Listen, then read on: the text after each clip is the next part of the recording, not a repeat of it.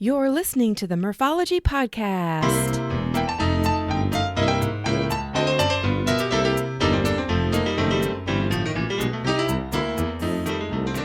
Thanks for tuning into the Morphology Podcast. Hey, if you haven't yet, please subscribe to this podcast and give it a thumbs up if it's deserving.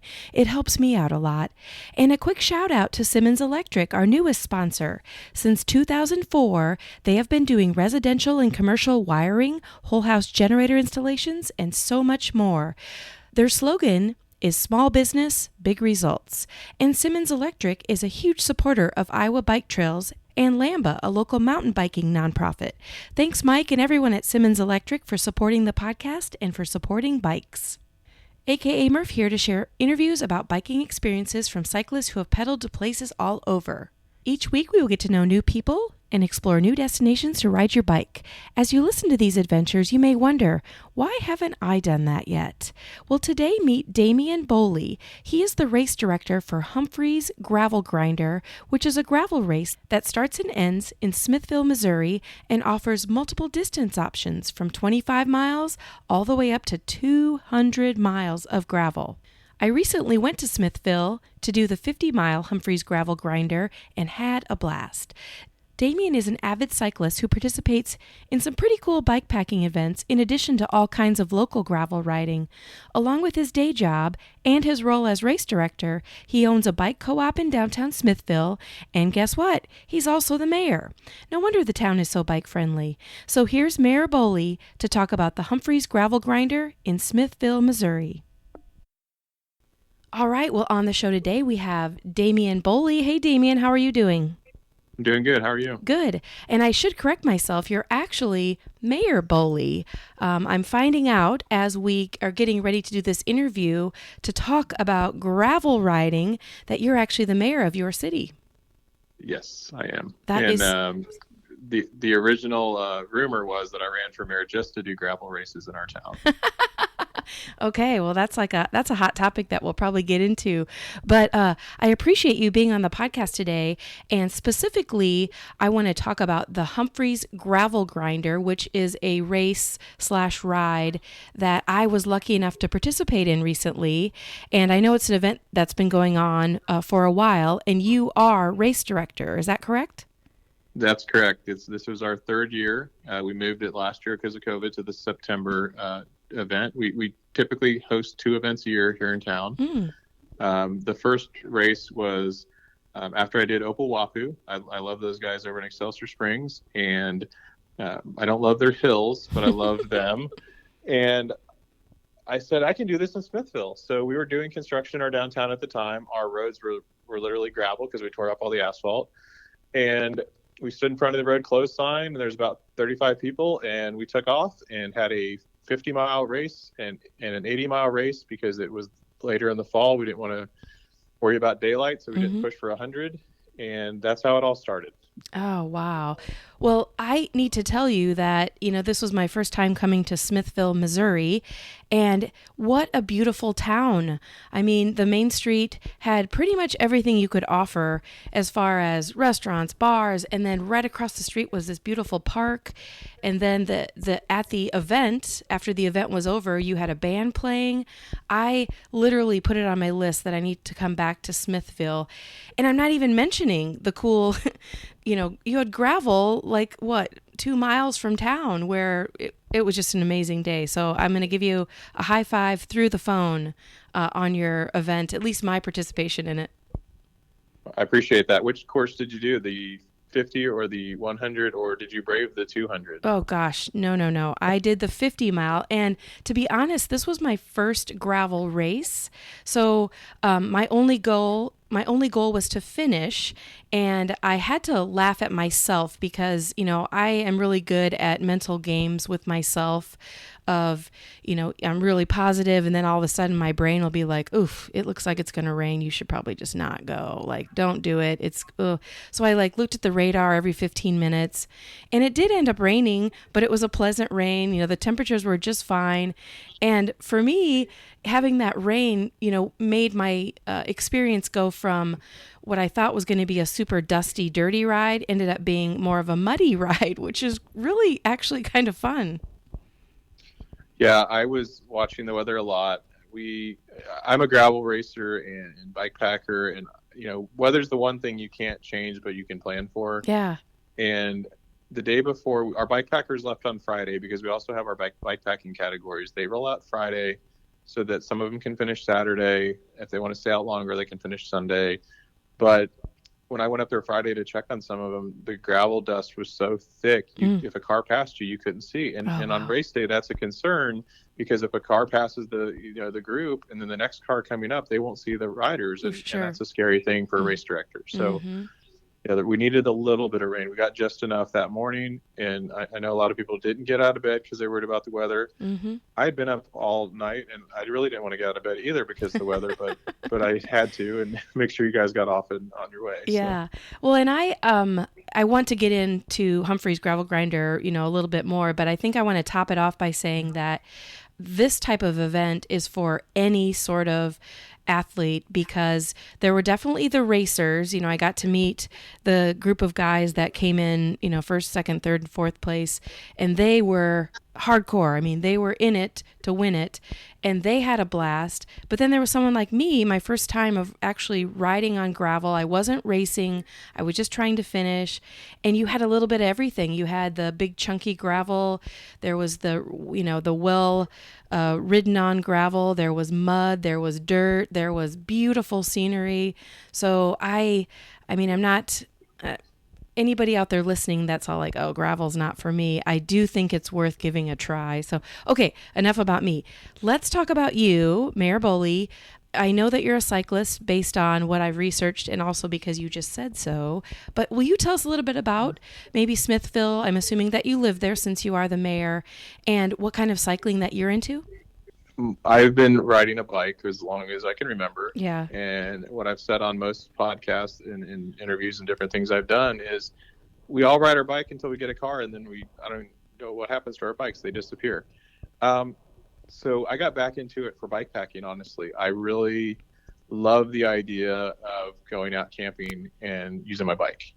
I used to run a lot, played soccer and did different things, and have pretty bad arthritis in my knee. And started doing gravel because I don't want to be on the road. There's too many people that text and drive, and too many people I know that have been hit by cars. And typically I don't do an event unless it's at least 75 miles. I'll do some shorter things just for fun. I don't get a ride a lot, but I like to do the bigger bike packing events. I like to do grassroots gravel events. I designed our race, like you said, our ride is for everyone. I designed it for you to be able to finish and not break your bike. Nice. I've done Land Run Mid-South and other events where that's not the case, right? That's you can have a really fun time at Mid-South, but if it's muddy, you break your bike. And I own a bike co-op. We set up a bike co-op. It's a little bit different than a shop because we're not brand loyal to any different brand. We just want butts on bikes. We work on everything from the little Barbie bike that the kid got at Walmart, and we refurbish them and get them back out in the community, all the way up to the highest end gravel race bike, triathlon bike you can think of. We're renovating the shop now. We're going to have a very modern, state-of-the-art shop. And then I really, like you said, our downtown, we've renovated. It's beautiful. I really want to be part of the downtown more. So we're moving from our subdivision, which is 5 miles north of downtown, to building built in the 1800s that's right above the coffee shop next to my bike shop. So we'll be living there, and then I can ride my bike a lot of places that I go because I work remote for my day job. The city hall is right behind it. The co-op's right there. I don't really need to go very far. And our city's 15 miles long end to end pretty much. So that downtown core and having those amenities and being able to live here and have the farmers market that I helped open around the corner that's year round, so I can grab groceries there. We have a couple places to eat. We've got everything's fairly close, but then I can pop on the trail from downtown that goes right out to the lake and be at the lake in a few minutes. And when you, let's kind of maybe describe a little bit of Smithville for the listeners. I know that you have beautiful paved trails, and I believe that you have roadways that also have bike, at least bike lanes, or at least a place for people to bike, and then also a great gravel area. Yeah. I always tell people you can leave downtown, hit gravel, and not hit a city till you get to Canada if you wanted to. Oh, nice. We've worked on some routes to go here to Iowa, to Nebraska, to Kansas, to Loop. We've looked at some different routes where we designed our 200-mile course to be challenging, but also to be a bike packing course. So there's always a Casey's or something nearby. And for those of you that don't live in the Midwest, Casey's is our essential cycling stop. I know you're in Iowa, Yes. That is Casey's Pizza fuels most cyclists. We've talked about trying to do a tour to Casey's where we just make sure we hit a Casey's along the route. We were built along a Corps of Engineers lake. They built the lake back after a big flood hit our downtown. It's river fed. That river goes all the way up to Plattsburgh, where I hope you enjoyed the Plattsburgh Yes, Stag. great stop. Yeah. Those people love taking care of the cyclists. It's the Chamber of Commerce. They pay for everything there. The city pays for the porta potties up there. The city of Plattsburgh. They don't make money off this race. All of our race registration fees and merchandise and all that stuff goes to our parks department, which feeds into those amenities. And we've also got miles and miles and miles of single track around the lake as well. Oh, nice. So you can ride a lot and not be on the roadway. But yeah, our roadway infrastructure along 169, which is the 4-lane highway that goes through town, it's got a bike lane. We put bike lanes through our downtown. Any new roadway that we look at, we try to make it bike and pedestrian friendly so that you can walk your kids to school and you can when we were cutting the ribbon on our newest trail, we had a family pulling their kids in a wagon to go downtown to eat at the barbecue place that they were never able to walk to before from their house. And if you are listening to this and you don't have a map handy, Smithville, Missouri is, I don't know if it's proper for me to say it's a suburb of Kansas City, but it was less than half an hour for me to get from Kansas City to Smithville. Yeah, we're considered peri-urban, so we're not a suburb. We're not in the agricultural zone just yet, even though we have some large farms still in city limits. Kansas City does border us, but yeah, we're a couple minutes from the airport, not far from St. Joe, just north of Kansas City. If you're going to downtown Kansas City, head straight north, we're there. You hit us. Nice. And on a side note, you mentioned Casey's. I have on my YouTube channel, Morphology YouTube channel, I have both a tour to Casey's North and a tour to Casey's South videos that I did from my hometown of Cedar Rapids, Iowa. So I did one where we went to 6 Casey's going north and then one where we went to 6 Casey's going south. And it was such a blast to realize I have that many Casey's close to me. Yeah, and we go by one on the way out. And then if you do the 200-mile loop, there's a couple you go by on the route as well. But yeah, they're usually a race sponsor too. They get us dozen donuts or slices of pizza, coupons for volunteers and such. But yeah, the first year we did the event, we hadn't really talked to Plattsburgh a lot. We kind of just let them know we're coming through. We used their pocket park for the SAG, and we stopped and grabbed some Casey's pizzas and threw them on a table and some snacks and water, and that was about the SAG stop. But everybody loves that pizza, and it worked really well. A quick interruption to tell you this week's podcast is sponsored by Lizard Lips Lip Balm. These great lip balms contain natural ingredients, come in a variety of flavors, and you can choose certified organic or balms with sun protection. Check it out at lizardlips.net. Now back to the show. Well, let's get into Humphrey's gravel grinder. I think we've sold it already pretty well, that it's a great course, at least the course that I did, but you mentioned that there are many versions of courses available. But the biggest question is, why gravel? For me, it's a safety issue. Yeah. Number one, people will go slower on gravel roads, less traffic. You don't have to worry about hit by a car as much, right? There's some dogs out there every once in a while, but they're usually scared away if you yell at them or spray a water bottle towards them or whatnot. Some people carry pepper spray. But really, it's getting out there and being able to pull over on the side of the road and take really cool pictures also and see some really nice scenery. And just the noise. You hear different sounds, and any bike is a gravel bike in my world. I have a old Western Flyer sold by Western Auto Stores, 1970s bike that I've got some 28C gator skins on. I've ridden that on gravel. My brother wanted to help prove that out when we did the race last year before. it was September of 19. He took an old Mongoose Walmart bike that we found at a garage sale and painted it matte black, and he did our 50 on it. Oh, nice. Any bike will pretty much work on our course. I think the narrowest tire we had on the 25 was a 25 or probably a 25C they put on the road bike. Our 25-mile course is really designed. It's chip and seal, some of that packed down gravel because it's close to some people's houses, so they're just getting some more traffic. Mm-hmm. And then a little bit of paved. And then once you hit Trimble, which is just north of us, it's paved all the way in. It brings you across the dam. In the fall, we usually have a diversion where you can either turn to go to the dam, or you can make a choice. It's choose your own adventure. Mm. You can either turn and go to the dam to come into town, or you can take a right and go to the winery. And nice. just let me know that you've stopped there and you're not going to make it to the finish line for a while, but you can, if the winery is open, you can stop and hang out. And, for me, like we mentioned, I did the 50-miler, and the race starts and ends right in downtown Smithville. So that was really cool, coming through the finish line and getting my finisher. Is it called a token? I'm not sure what you guys call that. It's a metal, but it's wood. Yeah, it's actually a coaster, just the size to put your can on. So if you choose to put a beer or a Pepsi on that, or Coke or whatnot, it's... the owner of Orange Mud, Josh, and I have got to know each other pretty well. Those came out of kind of just, he was burning some leather with a laser, and that was underneath it. And we saw, hey, this is kind of cool. It's not as expensive as laser, and it works as kind of a finisher metal, and it's kind of unique. Oh, but yeah, I love it. Sprayed with some sealant, so you can use it as a coaster if you want to also. Well, perfect. I didn't even think of that. So I'm going to, maybe tonight if I have something, I'll put my coaster out there. But do you want to tell the listeners a little bit about the different options? We've kind of hit a little bit on it, but, I know there's the 50, the 100, the 200, but give us some details on that. Yeah, so the shortest course is a 25. We've tried doing some shorter 10, 5-mile type courses.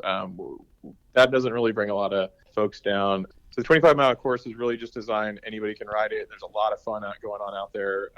One of the local restaurants, they have some of their kids out there. They were dressed in inflatable hamburger costumes and cheering people on. It's really kind of a loop. It keeps you close to town in case we have to pick you up or anything like that. And it's 50-50. It's gravel and then, chip and seal and road. So it's a really good starter course. The 50 is really that intro to gravel 2.0. The course about mile 8, you hit a pretty significant hill. Mm-hmm. It's called Ridgely Wall. Some people choose to walk it because it is a pretty steep grade at the beginning, and then it keeps climbing and climbing and climbing. Mm-hmm. And I think you had a photographer at the very top of that. So I'm sure all those photos are of everybody like grimacing and yeah, not enjoying. A lot of smiles. I put Roger good. there for a reason. Yeah, Lantern Rouge Racing. Roger Harrison is a great guy. He waits till you get back on your bike if you are walking. He wants you smiling in the pictures, and he's just a solid guy that comes out and does this. We have a ton of solid volunteers. If you do the 100-mile course, gets you all the way north of 36 Highway, which is about halfway to Iowa at that point, and then it's at a conservation area. Central Bank, one of our local banks, was up there grilling hot dogs and brats. Gravel Warfare, who has his own podcast as well, was up there cooking funnel cakes and had Fireball. And that's where that was kind of the neutral spot for the 100 milers and 200. So they brought their own SAG people, they brought their own cheerleaders, they brought, some of them had vehicles with coolers and support staff to look at their bikes. It serves as stop 1 and 2 for our 200 milers. But it serves us the midway 60-ish miles in for our 100 milers. Mm-hmm. And there's also that water stop that you saw on the 50 that was right outside of Gower. We try to keep quite a bit of water on the course just in case it does get warm, but also to help direct folks when they're coming through a town or something else and where there's a crossover of the course. Then the 200 miler, the person that won the 200, Nate Arnold, he's local. I consider him local. He lives in St. Joe. He won our 100 the first time we ever did 100. He won the 200. He's getting ready to do Unbound, and he told me if Unbound is even close to as hard as this race, he may not finish it. The Flint Hills are rough because you've got Flint Rock and all these other issues to deal with, but it's a big event.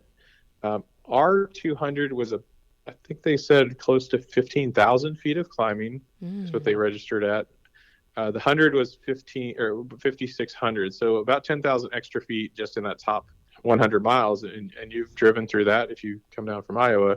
The Green Hills are hilly, and they had poured a lot of fresh gravel. So Sarah Cooper came down from Iowa. She said it was pretty chunky, and Ty Bragg, who rode it, he said he was pushing his standard wattage on his power meter in some spots and doing 4 miles an hour because it was so thick.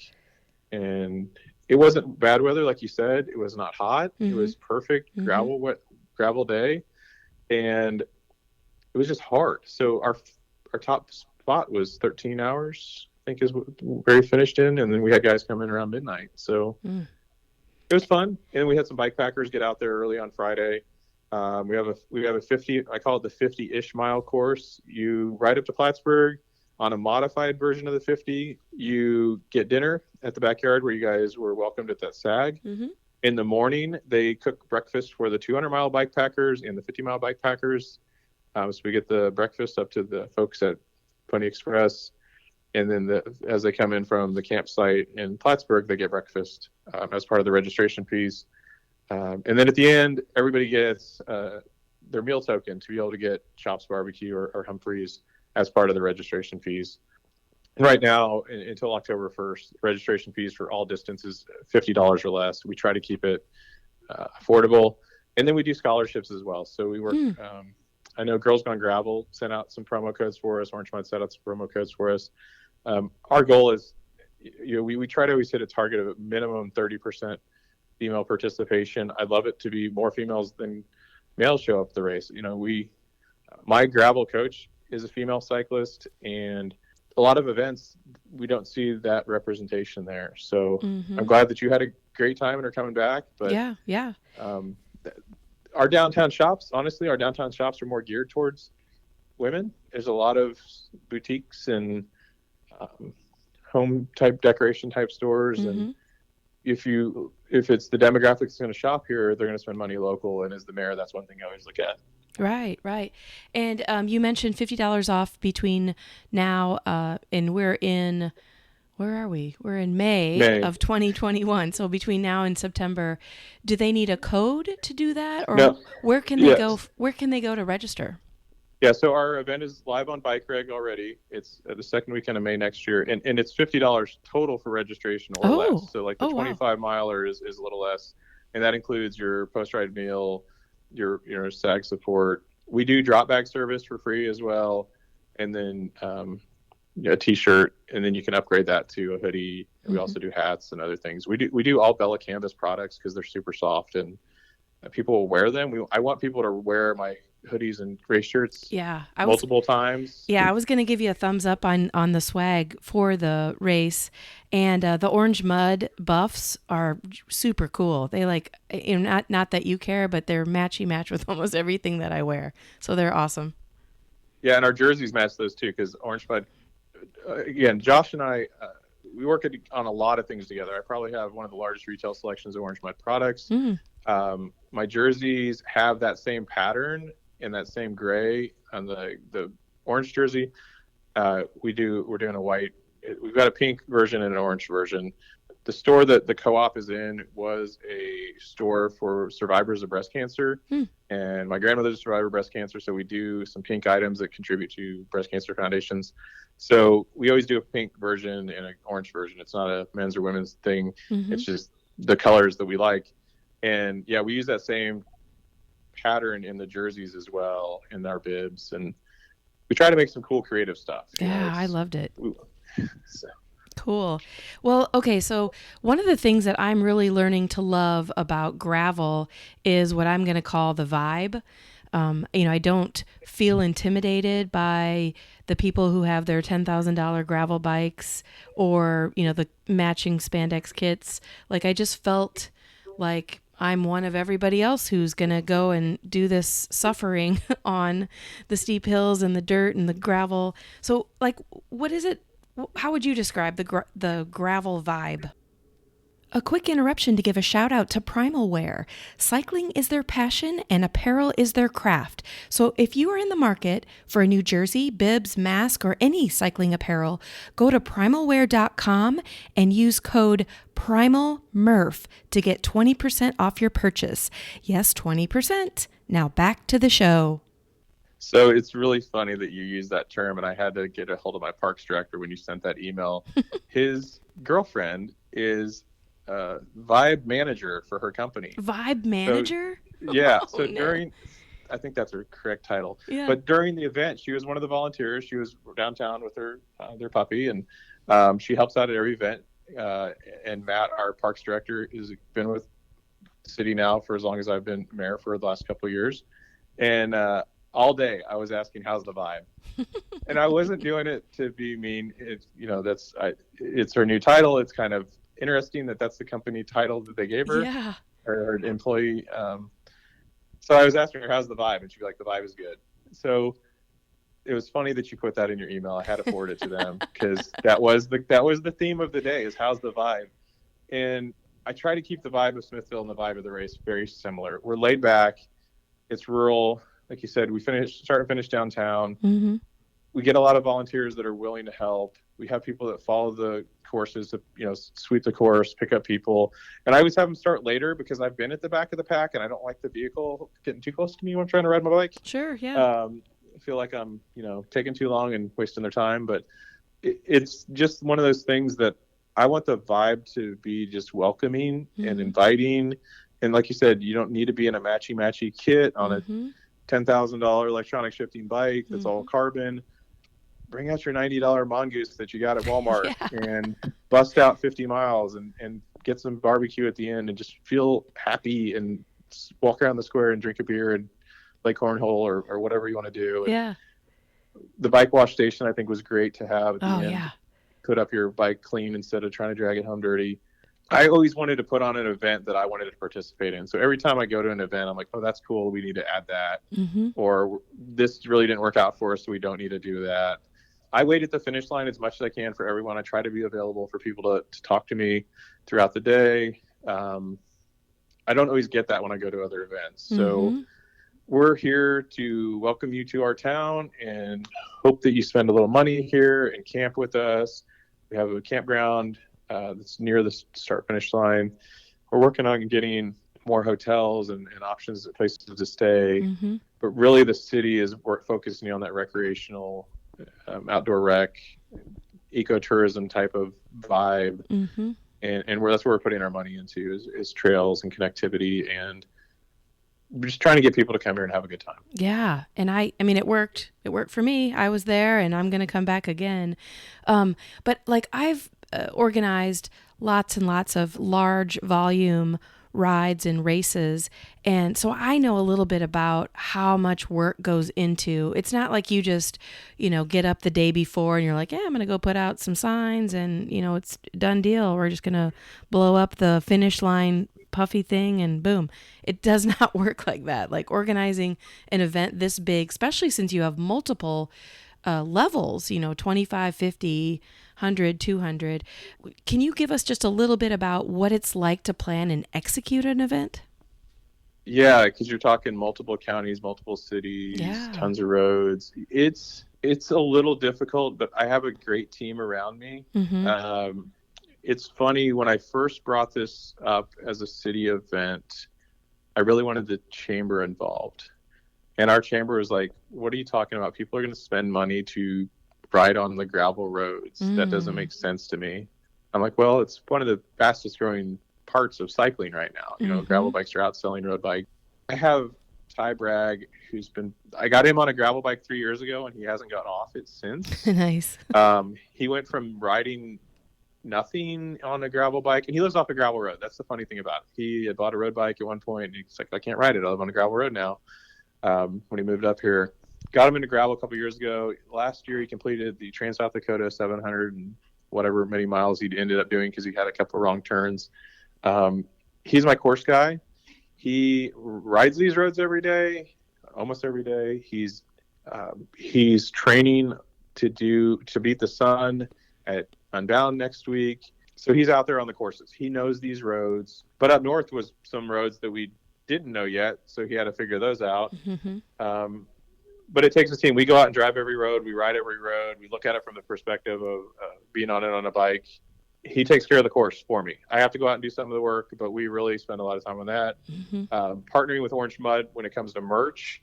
Josh loves designing stuff, so we have some longer phone calls, but really they just handle it. And then our parks department has gotten used to the event, so they know what to do. They meet weekly, they check it off, and they've gotten so good at it. They proposed to the Missouri Parks Association as part of their annual conference to do a breakout session on how to host a gravel grinder. Oh, nice. And the people that attended that breakout, there wasn't a lot of them, but I drove down and helped them present it. And now it's gotten picked up as a webinar for the entire state of Missouri Parks departments to be able to watch it. So we're going to present that in September. I've worked with a few race directors to figure out what they do. If you're going to do a timed event, you have to get a chip timing company. Trying to do it yourself is a headache, because people are going to, their chips didn't get read. Whatever happens, they handle it, right? You hand that off to them. Having somebody help take care of the merch, that's something you don't have to worry about as much either. They've got better sources for it. They can help. They love designing it. And then having somebody that really loves riding the roads and helping design the course, it helps a ton. Yeah, you're taking all the experts and having them do what they're good at. Right. And that's the same approach I use for leadership at the city as well. They're people that work for the city hall. You've got to get the experts. You've got to get the great staff, and they'll execute for you. And on race day, they execute. And all the days leading up to race day, we execute. And we try to get your packets ready, so when you come to packet pickup, your name's on it or your number's on it, you can grab it and you can go. We've tried it, and everything we do, we try to promote the race with the packet, right? So the reusable shopping bag you got your packet in has our logo on it. So anywhere you take it, you'll have that there. And the nice thing, as you are mayor, you have a huge vested interest in bringing people to your community, and of course bringing people into the businesses. So it was perfect because I picked up my bag, I walked and looked at the park, and then I'm like, oh, wait a minute, there's a bar right there, and then boom, I'm in. I'm eating dinner, I'm having a few drinks. And so, it was very easy for me, because that's the whole vibe, back to the vibe is that, when you're gravel riding, of course, there might be a beer or a soda or something that, for me, it's a beer that happens at some point. So I'm not afraid to stay in town for an extra hour so that I can enjoy your community. Yeah. And I appreciate that. And I've learned that gravel cyclists really like Coke over Pepsi, so we always try to have Coke at the finish line. Oh, okay. Yeah, so the reason we had Monster is because I'd reached out to our local Coke rep and asked them to have Coke at the finish line for us, just a couple cases.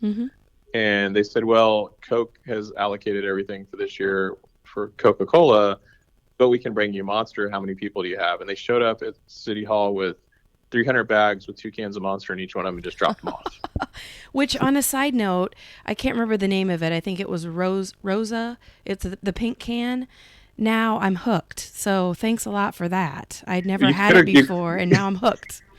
You could have grabbed like 20 more cans if you wanted it, because we still have it at the co-op, and we're like, please take these drinks. And so, yeah, they're actually pretty good. So you've nailed it. You understand the dynamics of bringing people to your community. You have a vested interest, and it sounds like you are, by talking to, I think you said the chamber people, you're getting other people on board to say, guess what? Cyclists come to our community and they spend money. Right. And they even spend money before they get here by registering. And like I said, it all goes to our parks department. It's not going to my pocket as a owner of a co-op or, some race company that's promoting this. Every dollar you spend goes directly to the parks department, and every dollar you spend local, 2.5% of the sales tax that's local, 0.5% of that sales tax goes directly to our parks department. Another 0.5 cent goes into infrastructure, which is how we did our downtown and our bike lanes. So by bringing you here, you've helped contribute to our parks department. And then by spending money here, you're continuing to support our parks and our streets and our biking infrastructure. So it does all stay local. And you're spending your money at the local bar or the restaurant. I don't know if you noticed the distillery up the street. I need to make sure they get a little more promotion. in the future, but we really are designing our downtown to be a destination and an entertainment destination. And it takes time when you've had 50, 60 years of not wanting that in the town. Sure. And being elected as, at the time when I got elected, I always told people I could be mayor for 20 years and still be the youngest mayor we've had. That's kind of a stretch. I think we've had some that were in their 50s maybe, but I got elected at 37. Not a lot of people sign up to do this at that age. But yeah, we had a downtown that was a lot of empty buildings, a lot of storage, it was an older highway, and you've probably been through those communities where they have a highway they just blast through their downtown, so people are going 50, 60 miles an hour through our downtown before. Adding those narrower lanes and stop signs and parking spots, and it makes people slow down and stop. And like you said, you can walk out of Packet Pickup, and there's the square, and there's a barbecue place, and there's a couple bars, and it's just a friendly, relaxing place. Yeah, I'm very impressed with the whole Smithville vibe, and the lake is beautiful. Like, there's so many reasons to go. So we have to shout it out again. You can go to, actually you can just Google Humphrey's Gravel Grinder, and it will take you to the Bike Reg, right, site? Yes. And you can get registered now for a discounted price and all that good stuff. Are there any other events that you have in the area? So I mentioned earlier our fall race. That was really our start of this, is doing a September event. And it's a shorter distance. In Plattsburgh, where you had the SAG stop, I really want to send them some love because they take care of our cyclists so well. So in September, we're going to start and end our event there.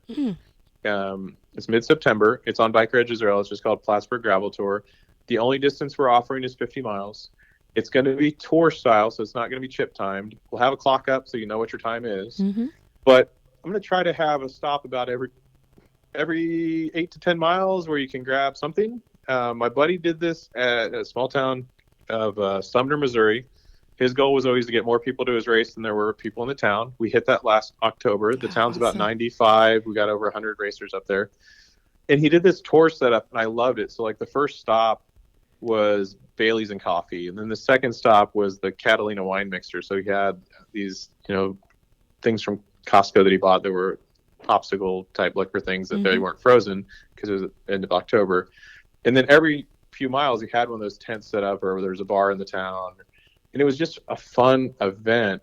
And we're going to start it at noon so you can get to town early, grab lunch, ride 50 miles, finish, and they'll have a band and they'll have dinner, and it's an outdoor bar and all that fun stuff. So I really want to push some of that money up towards Plattsburgh, and then the race fees, part of that is going to go towards supporting something there local in Plattsburgh, because their chamber does a ton for our cyclists, and they love having you all there. One of the racers said, "Hey, the guy up in Plattsburgh handing out bottles of water, he dried off the bottle before he handed it to me because I had gloves on." I'm like, "Yeah, that's Ron Chateau, brother of the owner of Chateau's Dairy that's there local, and they're just good people, and they want to help us." So yeah. We're going to start in there in September. And what's the name of that event? It's Plattsburgh Gravel Tour. It's on Bike Reg. I'm pretty sure it's open already. But it's just a 50 men's and a 50 women's open. Sign up, come up, hang out. And then Humphrey's will be same time next year, May 14th is the date on that one. If you want to do bikepacking, it starts the day before. And anytime any cyclist doing our event, or anybody who wants to volunteer, they want to stop by the co-op and chat, or call my cell, text me, whatever. I'm always available to help. Clean your bike, teach you how to change a tire, whatever it is. Do you have that black mongoose available if somebody wants to take a test ride? I will actually have some vintage available too. Oh, there you go. If people want to do a vintage category, if somebody doesn't have a bike, I've done that before.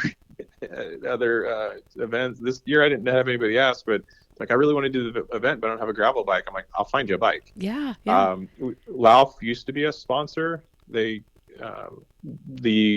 person who invented their Lauf fork, he's done 2 events in the Midwest, ours and Dirty Kansas. He came here on a Thursday from Iceland, and he was here. We timed it just perfect. He showed up 2-packet pickup to hang out, and that on that Friday, and it was homecoming, so he got to see the homecoming parade, and then he got to ride gravel, and then he got to help shut down every bar in town with us, and then the next day he got to go see some cyclocross.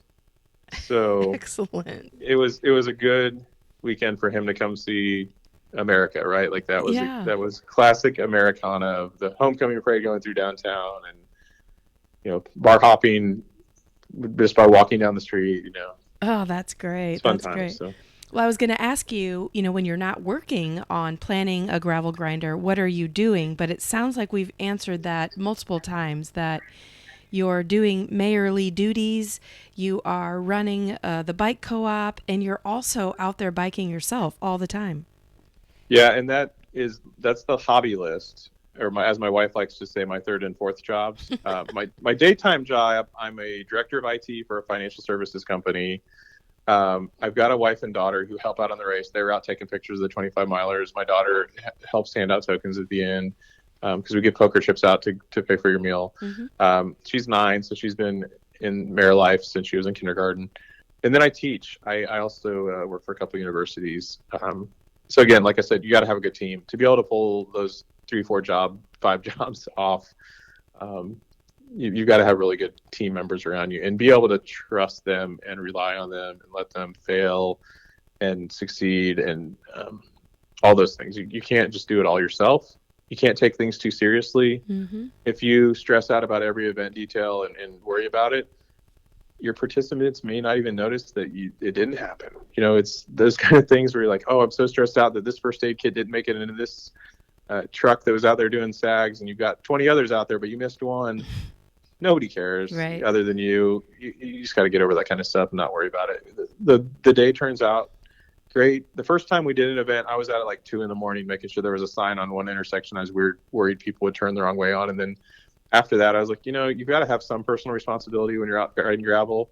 The first event I ever did, I stopped and looked at my phone and the map and everything at every single turn, because I didn't want to get lost, because I heard stories about people like adding 13 miles to their event. I'm like, yeah, I don't think I'm going to finish this one, so I can't get lost because I won't have the power to get back. Right.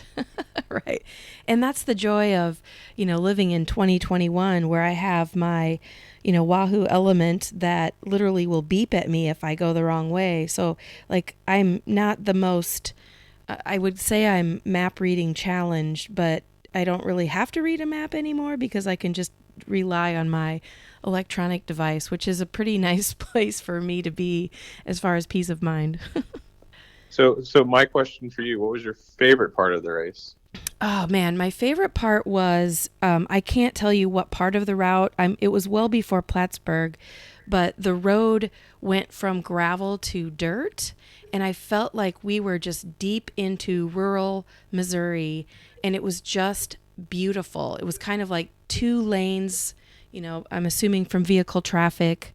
I don't know if you'd call that a B road or what, but it was just so peaceful and beautiful.